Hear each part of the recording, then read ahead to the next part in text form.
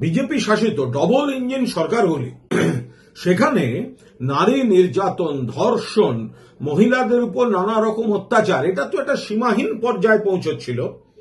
এবার মধ্যপ্রদেশে যেটা ঘটল, সারা পৃথিবীর বুকে ভারতের মাথা লজ্জায় হেট করে দিল এই বিজেপি।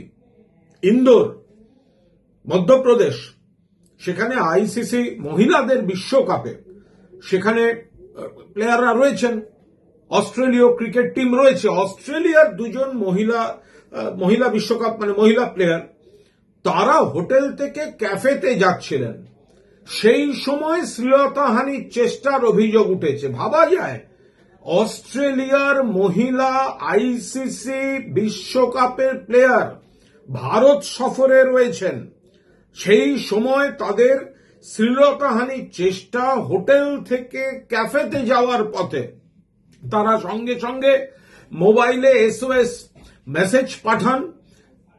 সেই মেসেজ পেয়ে তাদের যিনি সিকিউরিটি ম্যানেজার ছুটে আসেন, তারা শেষ পর্যন্ত থানায় অভিযোগ হয়েছে। সর্বশেষ বলছে কাকে না কি একটা ধরেছে, সে আসল অভিযুক্ত নয় সেটা এখনো বোঝা যায়নি।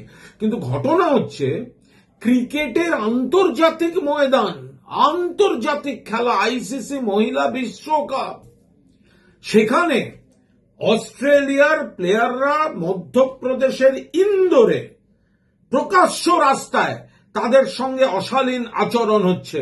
ভারতীয় জনতা পার্টি আজ ভারতের মুখে কালি লাগিয়ে দিল, আন্তর্জাতিক দুনিয়ায় ভারতের মাথা হেট করে দিল। এই হচ্ছে ডবল ইঞ্জিন সরকার।